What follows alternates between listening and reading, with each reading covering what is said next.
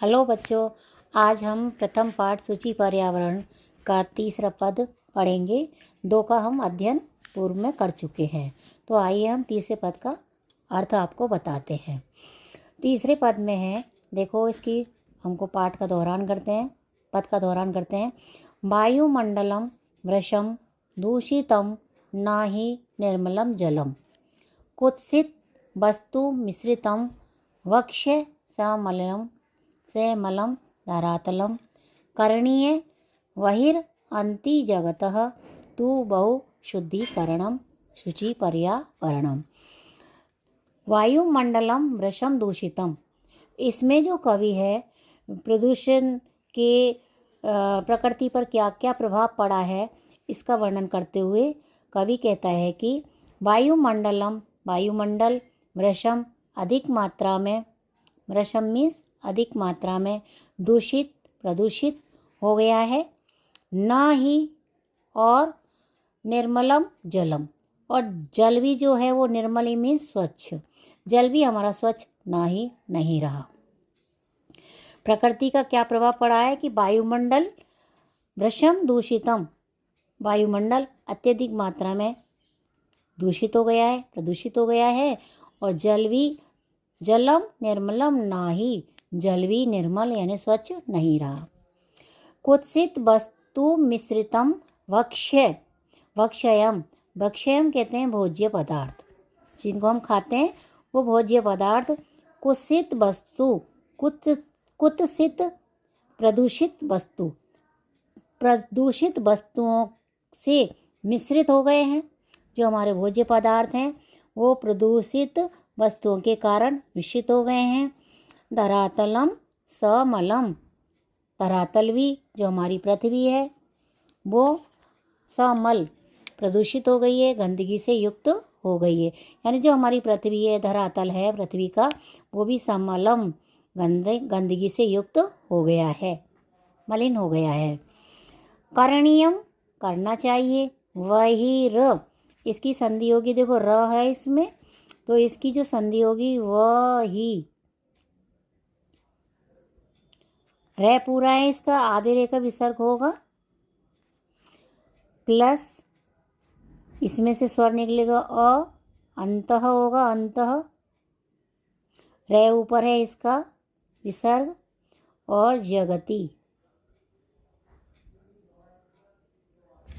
जगति सप्तमी विभक्ति है संसार में, अंति अंतः अंदर और वही बाहर, संसार के अंदर और बाहर।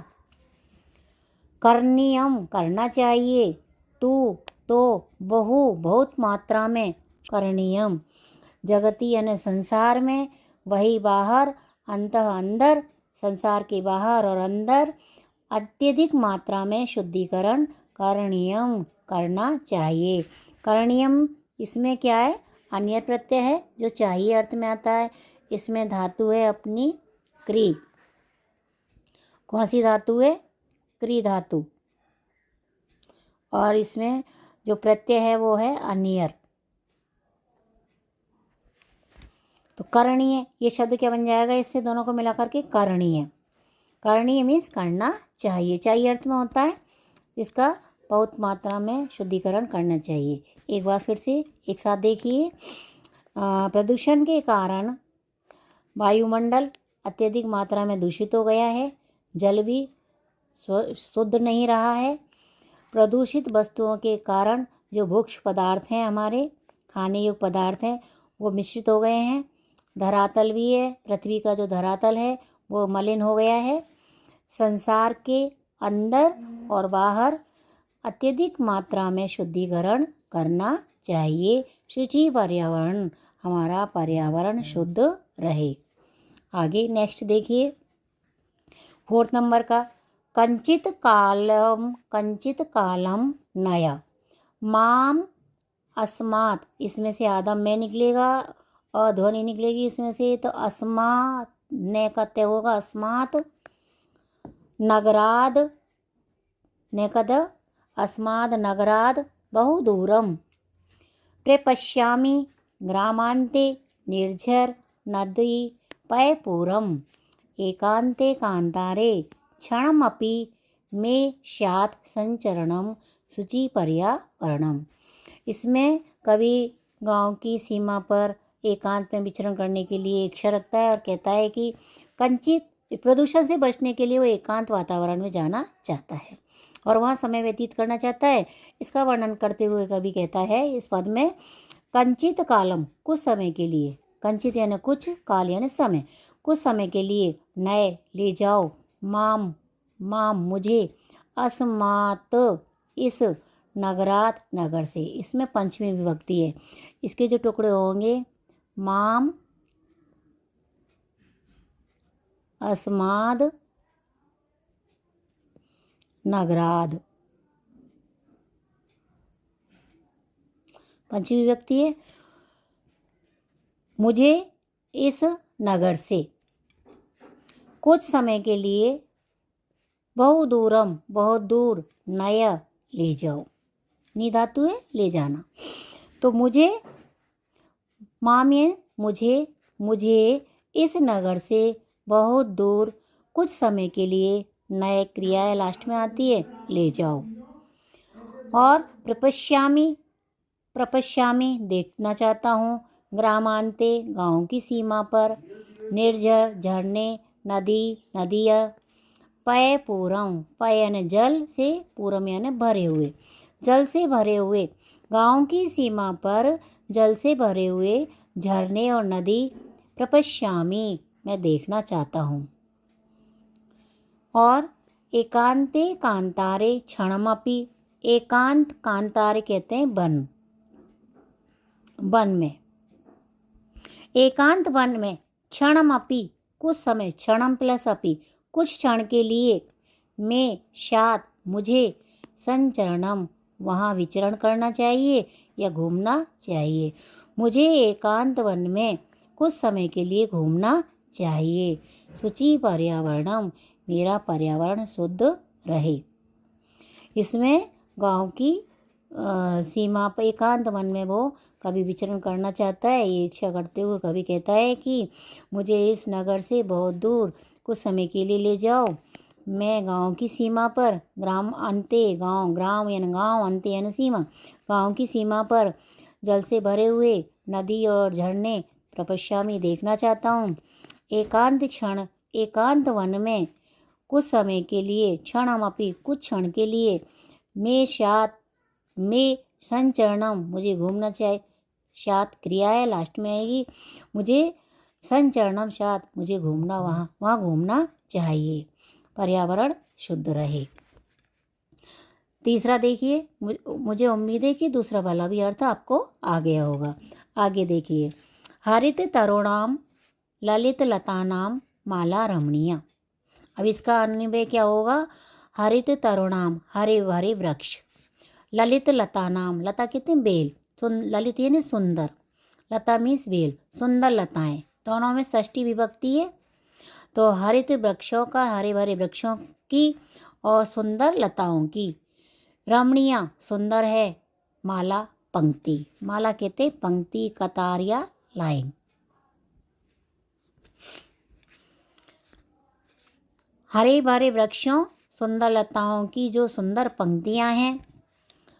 और क्या है, कुसुमावली, कुसुम यानी फूल, अवली यानी पंक्तियाँ, अवली मीन्स भी पंक्ति होती है, लाइन होती है, कतार कह लो, लाइन तो इंग्लिश वर्ड है, कतार। कुसुम मीन्स फूल, फूलों की पंक्ति। समीर चालिता, समीर मीन्स हवा, चालिता यानी चलती हुई, हवा या वायु से चलती हुई फूलों की पंक्ति। शात में वर्णिया, में वर्णिया शात मेरे द्वारा वर्ण करने योग्य हैं। क्या क्या मुझे मेरे द्वारा वर्ण करने योग्य, ग्रहण करने योग्य, हरे भरे वृक्षों की, सुंदर लताओं की सुंदर पंक्तियाँ, वायु से चलती हुई फूलों की पंक्तियाँ मेरे द्वारा वर्ण करने योग्य है। और नवमालिका, नवमालिका कहते हैं आम्र मंजरी, आम का बोर होता है, आम का जो फूल होता है ना, उसको कहते हैं आम्र मंजरी।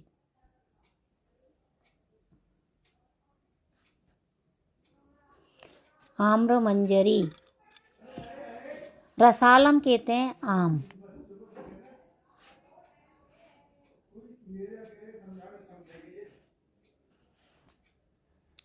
ये है आम्र मंजरी।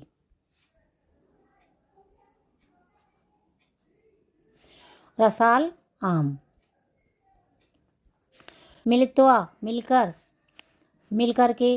रुचिर मिलकर के, जो उनका संगम हो रहा है, संगम यानी मिलन,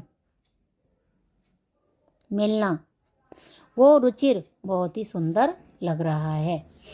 आम्र मंजरी का, आम्र मंजरी आम के वृक्षों से मिलकर के, आम के वृक्षों पर लग कर के जो उनका मिलन है, संगमन, ये संगम है, मिलन है, वो रुचिर बहुत ही ज़्यादा सुंदर, बहुत ही सुंदर लग रहा है।